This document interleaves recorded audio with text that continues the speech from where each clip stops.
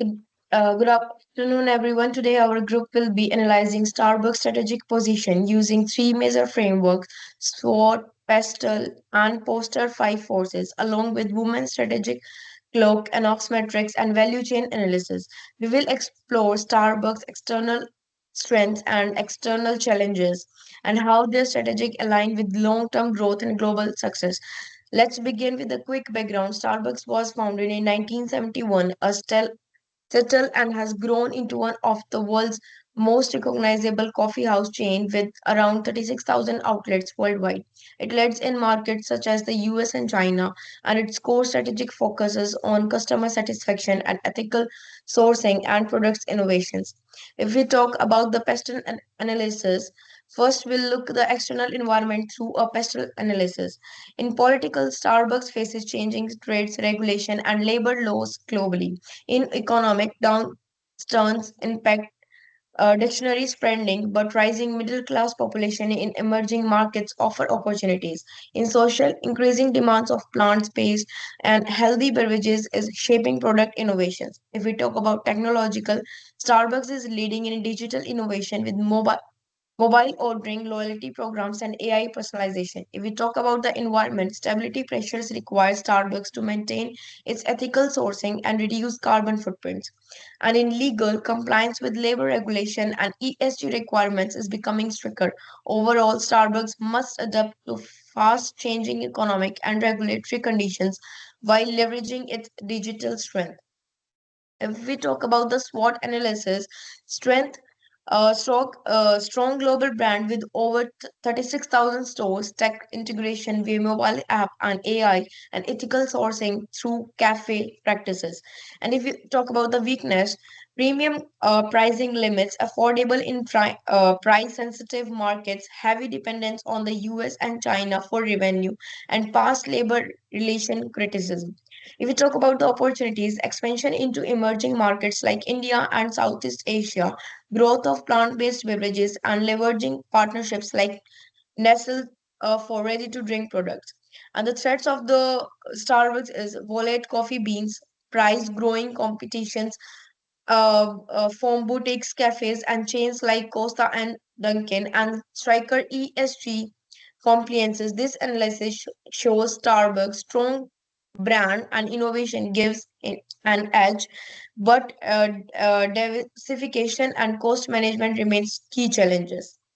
Now I hand over next slide to Ash.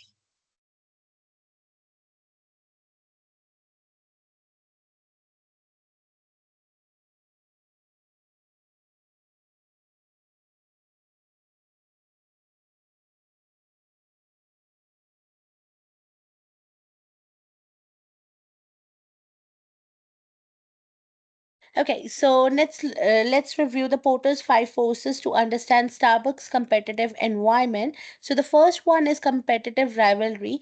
So basically, it is very high. Starbucks faces intense competition from global brands and local cafes.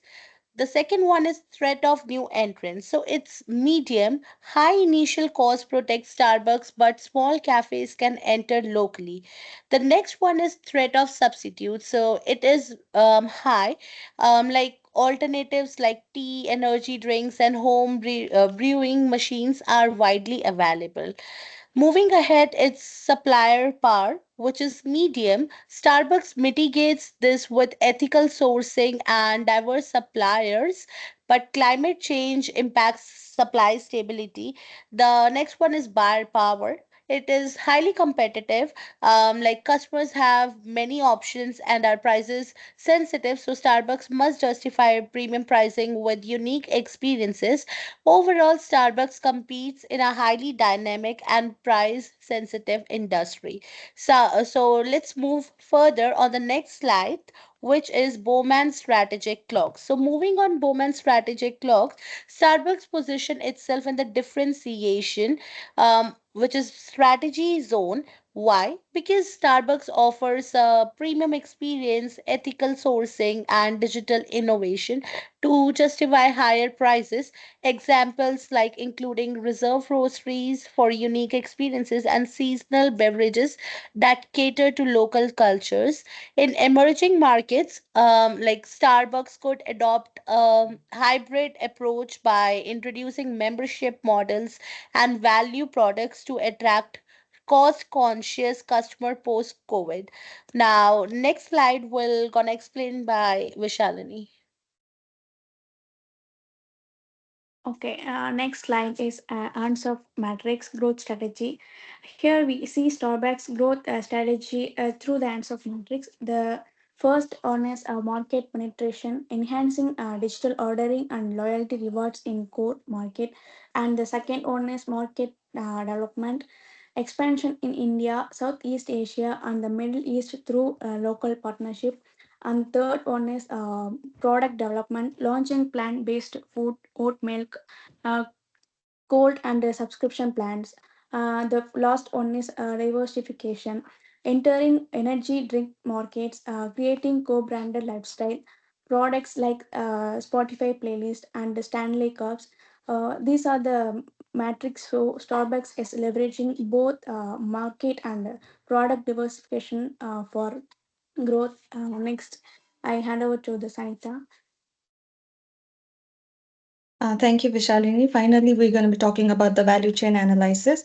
The value chain analysis highlights Starbucks' internal strengths, talking about infrastructure, strong global presence, CSR commitments, and robust retail network, and talking about the HR management, over 400,000 employees with strong training and benefits culture. Moving on with technology, mobile app for orders and payments, AI-driven demand forecasting, and blockchain for supply chain transparency. And talking about operation and logistics, efficient global supply chain for premium Arabica beans and centralized roasting.